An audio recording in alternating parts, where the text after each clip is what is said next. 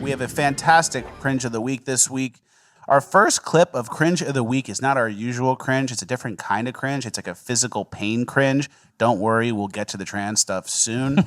This guy jumps into a hole, and it does not go well. Yeah, this is like a natural pool. Somebody once told me the world. And he's just dead and underneath, and he's gone. He's sucked out. That's why we don't jump on stuff, guys. We're always telling you not to jump on stuff. And also to kind of call back to an old point we've made in other episodes, if that's how that guy jumped into a pool, you're telling me Helen Keller can fly an airplane? So true. You're making connections the audience wouldn't even think to make. That's a Mandela effect. Hey, Helen Keller flew a plane. That's a Mandela effect. Yeah. She couldn't even do anything. Yeah, it's so true. A lot of people got mad at the Amelia Earhart stuff from last week. Really? Yeah, people were like, "Oh, I get you on Helen Keller, but like, don't come from Amelia. She's a hero." I mean, that's fine. That's fair. Maybe she is. Hey, didn't we hedge it the whole time and say that, like, no, we got to do more research, and then we never did, and now it's a dead issue? Yeah. I mean, she did take that L. Yeah. She did take that final L. Yeah. So next, Brad Pitt said that what's the quote? The Clint Eastwood style. Yeah, skirt-wearing Brad Pitt finds Clint Eastwood-style masculinity, quote, exhausting. Nice, He's wearing Brad. a skirt on the red carpet Thanks, of some Brad. money grab movie. Yeah, exactly. So it's like, is he basically saying that, like, if men didn't have to pretend to be masculine, we'd just be, like, chilling and wearing dresses like this? Yeah, we'd all revert to kilts and just, like, doing whatever. Yeah, being comfy. Yeah, you can fuck my wife. Like, I'm not into that Clint Eastwood style masculinity. So this is what all the guys really want to do, and we're all just putting on an act when we act like real men, says Brad Pitt in a dress. Yep. Says super millionaire. Yeah, Super millionaire who has literal hired hands to do everything for him, doesn't worry about masculinity. Yeah, must be nice, Brad. Next, lady uses ghost self pronouns. But how I like to describe like the ghost pronouns is it's like a further deeper description of my gender personally. Another one of our alters, Gabe, he also uses ghost self sometimes. He could technically be considered a ghost because of his source, but also because of his source, he doesn't consider himself a ghost. But he uses it because of that. I personally use it because it's just more comfortable for me and better describes how my gender feels to me. So yeah, she identifies okay. as a ghost. I think I know which one. Which one? The one, the marshmallow one from Ghostbusters. The fat one. Yeah, the marshmallow Fat one joke. from Ghostbusters. You as a fat man are making fat ghost pronoun jokes. All right. Everyone done. knew. Everyone knew. That's pretty interesting. It's like, Well, she said she has alters too, so she's Yeah. multiple. She's split. She's in M. Night Shyamalan's Split, but it's a ghost version. so she has multiple people in her brain, and a number of them are ghosts. I think that's just being haunted, or aren't you just like backwards, just with more steps describing being possessed? Yeah, it's demons. It's demons. It has to be demons. with 40 steps, but it's your choice. It's demons, but it's your choice. Yeah. And this person, which is a theme we've seen with a lot of the Cringe of the Week people, is they like remove accountability from themselves. So she's fully made up in all this glam makeup. She has a filter. Yeah. She has a filter on as well. And then she has like explanations for all these other things in her head. And it's like, clearly you're not happy with yourself, like your base self. You're not happy about that. And instead of trying to fix that and doing things to maybe improve your mental health, eat better, Work go out, work out, start a small go out, business. go outside, get some sun, start a business. Instead of doing that, Start bird watching. Yeah. It doesn't even have to be a high stakes one. you could pretty much do anything. Instead of doing that, you've created this like Harry Potter world where you're ghosts in you. you're got full of ghosts. Well, think about it. Think about the difficulties, right? You know, starting a hobby, getting good at something. Those all seem very difficult. You can, or you know, they're not, but they seem daunting maybe to a person like this. Or you could just flick on the camera on the smartphone. It's with you. And then you just start making stuff up. You just start talking. And you created a whole universe for yourself. And that feels good. You did work. That counts as work.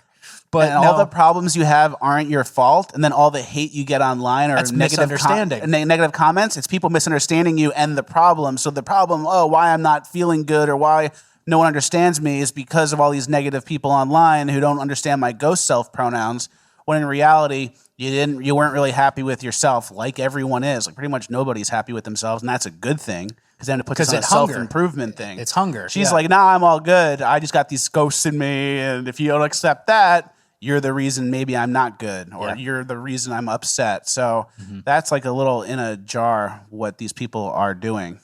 That's a good like example of how crazy and out of hand it gets and how just fake and detached from reality it is. And all the problems. There's multiple ghosts in you. That's basically what she's saying. Yeah, exactly. The problem isn't like my weight or my health or the amount of sunlight I'm getting or whatever. It's you don't accept the ghosts in me. It's like, all right. Antidepressant made up ghosts. Well, yeah. Which way do you want to go, Western world? Next, the girl with the uterus in the jar. Yeah. That's one way we're going. Trigger warning. Yeah, so it's in this.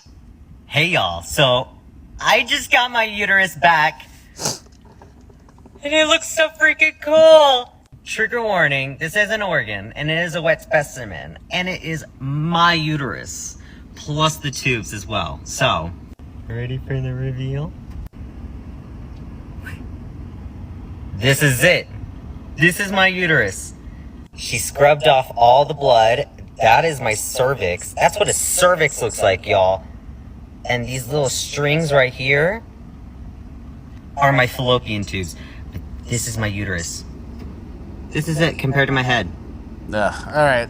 Disgusting. This little thing man-made horrors so beyond much our comprehension. Yeah, loves every and week. I also Let's got get these a man-made LED horrors beyond our plug-in comprehension LED stand really with ripping. it, so I think it there lights should a be like different an color app and for trans spins while it people displays it, where they which can is get so cool. together and like a trans woman and a trans man can come together and then they can start doing like organ swapping. Ooh. So if you're like a donor man list. like a donor list. Like if you're a man to a woman, you're going to need a uterus, and that woman to a man has a uterus to go, and she's going to need a pecker. Yeah. So we can like trade. And she don't want to take it off her forearm. Yeah, let's get some real Frankenstein shit going. Yeah. Let's get that World War I veteran back in here. Start swapping out parts, looking like shit. Yeah, let's really Frankenstein. I like it because it's like putting on a face. You're putting on like a brave face, like, guys, my uterus, it's so quirky and cute. And it's like, this is kind of a serious moment. You just got like permanently altered and you're like, you got a prop? That's what you're excited about? Who would cut it out? Who would cut the uterus and cervix and fallopian tubes out of like a healthy young woman like that? Someone who's getting paid. That doctor should go to jail. Yeah. By a lot. Yeah. Elective organ surgery. Just like, take out half my liver. I want to see if it'll regrow. Crazy shit. Where's the line for that? I don't want legs. I identify as a no leg guy. Chop them off. And it's like, oh, we can't do that. And it's like, all right, cut out my uterus. Like, okay, we can do that. Sure. That's gender affirming care. Whoa, you seem to check one of our boxes. We can proceed with that tomorrow. Yeah, exactly. Next, the Ulta clip. But again, all this is, before we move on to the Ulta clip, all this is social media showboating, right? Mm-hmm. Are you really happy? Did you really like that uterus at home? No, yeah. It's for clicks. It's for views. It's pathetic. And did something probably bad happen to that girl at like a young age where she doesn't want to be a woman anymore? And then like cutting it out and having the jar on her shelf is like some sort of closure for some like sick trauma time loop that didn't need to get dealt with that way, is how I see it. Well, I think a lot of those people think they're going to get closure that way. But then it's just like, oh, yeah, I just had a surgery and now I don't have the organ and now I'm the same person in my head tomorrow. Maybe I should invent some ghosts. You know, like... yeah, that's a good point. You never get happiness from a one-day event like that. You never do. And they'll tell you do. And then the people that don't get happiness, they never show, which is why we have to. Yeah, they show up, but they're suppressed. They don't go as viral. They're, you know... All right, continuing on with man-made horrors beyond our comprehension. We have the Ulta clip. Now I know I can find love. I know I can still be a performer. I know that I can have a family. I want to be a mom one day. And I absolutely can.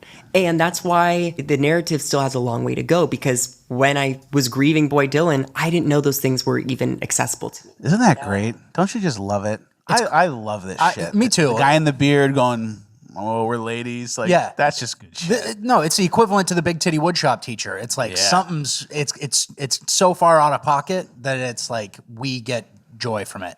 And this is called The Beauty of Girlhood By Ulta. By Ulta.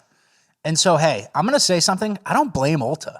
If they can get guys to start wearing makeup, they just doubled their market. Yeah, Right? no. They doubled their market. Not fully. I think you turn more right-wing people off, which is half of their female market, than you do picking up guys that are going to start wearing makeup now. Because like an average guy like us isn't going to watch and go, ooh, like maybe I can throw on some mascara. For sure. I don't even know what mascara is. But yeah, I think it's going to turn more people away. And it's one of those things where a company or a corporation is going to like sacrifice itself for the progressive agenda when no one was calling for this. No one needed this. They're not going to make more money. They're going to lose money, but they're doing it by pushing an agenda and like doing their good boy thing. So George Soros is happy. That's true. That's true. Mine was more of a bit anyway. But it kind of is true that they would be looking for men. So next time Ulta shows up in Urban Decay and someone's just shoving bags full, no mercy from us. Oh yeah, that's so true. Yeah. They support the trans stuff in BLM, and it's just like, how's that how's that coming back for you? BLM's walking out with $800 in merch. Yeah. And the security guard just goes like this. Like, yeah. As you go out the door. And was Ulta one that couldn't give a description? Do you remember that? Yeah, I think that was. Yeah, that was Ulta. So Ulta can't give a description. This is their podcast on womanhood. It's two dudes, two cocks just hanging out, shooting the shit, two bros. They might as well put ESPN on in the back, start really getting into sports. This is like us hanging out. That's like the alternate version of us. Yeah, so true. Two guy ladies. So true. Oh, man. Next, the teacher who's teaching autistic kids to be trans. All right. Well, hello. My name is Carly, and I'm a first-year Arlington County teacher at Long Branch Elementary School. Virginia.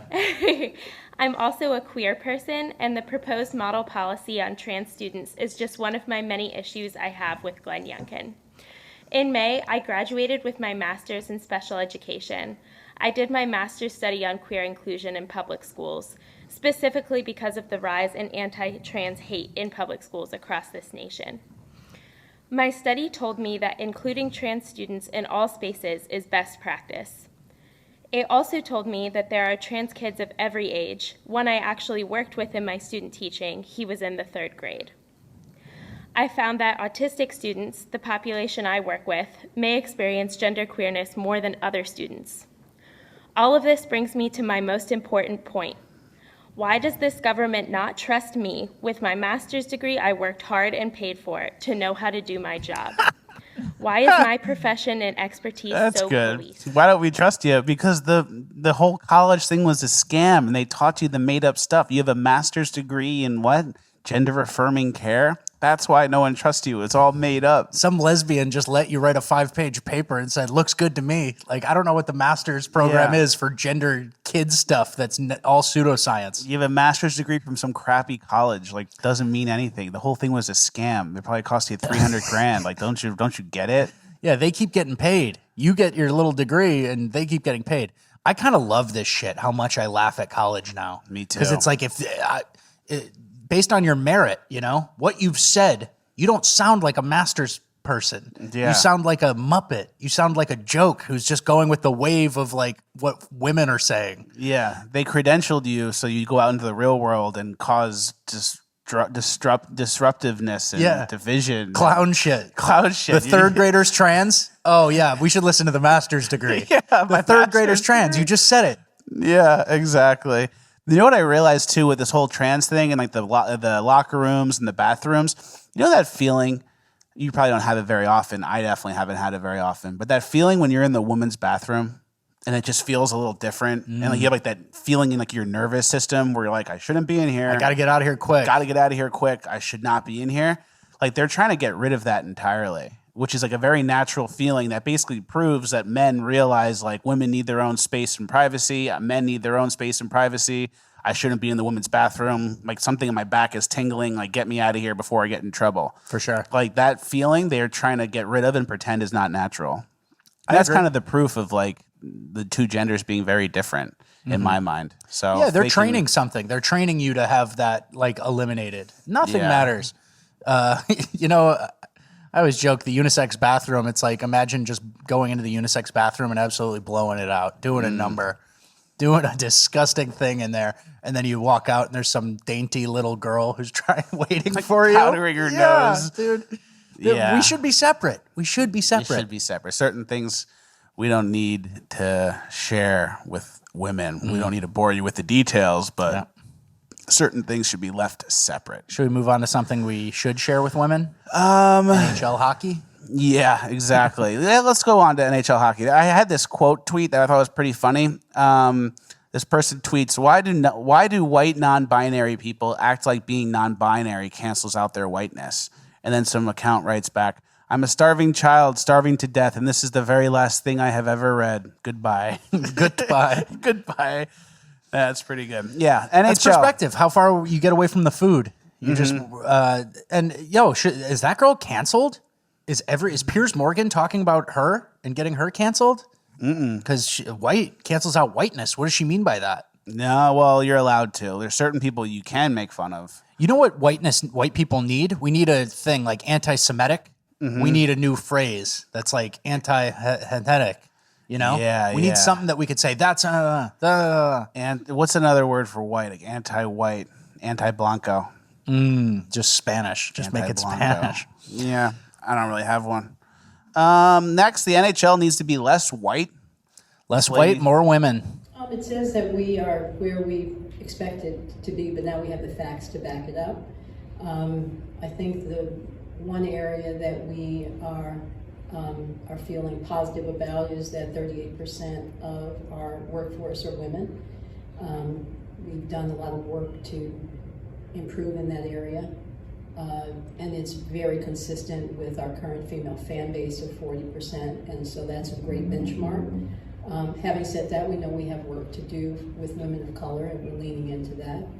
I think the thing that you should take away from the workforce study is that it is a progressive outlook on how you begin to manage your talent. And it is progressive in that it's a self-identified report. So of our approximately 4,200 employees across the league and the club, 67% of our employees participated in it, and this is how they self-identified. Interesting. So we need to make the NHL more black ladies, Pretty much. That's what she said. which is crazy because I thought the NHL was like obviously all men, and it's mostly white people. Yes. And that's just how the sport is.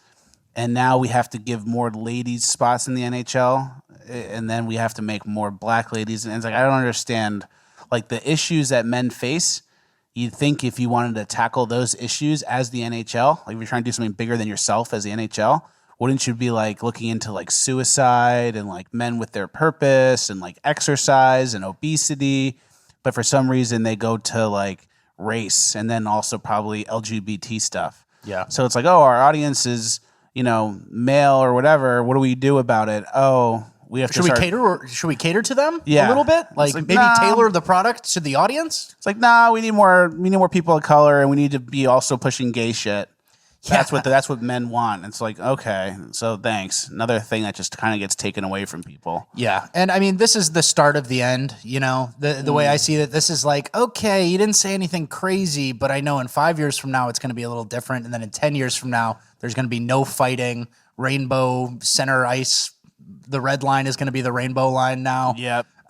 They're looking to take it all, guys. Yeah. They're not looking to just kind of go, maybe our diversity number should be this. And like when you have that situation where that's like what you're focusing on is like the diversity, you're basically saying we're Product's not great enough, right?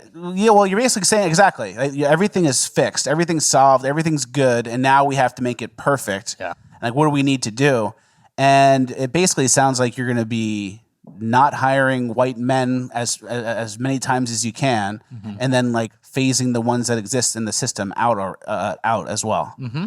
So like that's the new plan for hockey, because I guess whiteness is problematic. Of course it So is. it needs to be less whiteness would mean good in her mind. Yeah. And it's not less whiteness. It's just, more black women. And Black women love hockey. Black women love hockey. Black women love hockey. They're the ones, they smuggle in the octopus, they throw it on the ice, they're throwing their hats. You know how it is. Yeah, black ladies love hockey. It was time to start seeing the representation that they deserve. Those black ladies. Yeah, and that's the thing with all these diversity agendas and stuff. It's like, yo, are we like the company, right? The NHL as an organization. Like, are we doing the best right now? Is there any possible thing, like, are we leaving $5 on the ground anywhere? Could we get one more network streaming deal that could do this? Could we get one more of this thing that could improve the customer experience at every NHL arena? No, let's start hiring bodies to talk about who needs to be the new bodies in here. Yeah. You know what I mean? It's just such a waste. And it's sad to see all these old white guys who built something good enough to attract other people to want to work there. They're just like, yes, this does need to change. It's like, no, your product works. It was viable. Yeah, right? and that's like the same, like in a small scale, what happened in a big scale, where like white people built a country or a company or whatever, and then instead of building another rivalry company that has the progressive breakdown of like racial or whatever that you want, you just say, no, we want in the white company and we want to change it, and it's not a white company, it's this. So it's it never was a white company. Yeah. No white people built this, and then you look down the hallway and it's like plaques of like all white guys who exactly. were... Yeah. So it's like instead of building your own thing, you have to take what exists already, like erase the history of it, and then relabel it something else and pretend you built it. Yeah. Doesn't seem to work that way. All right.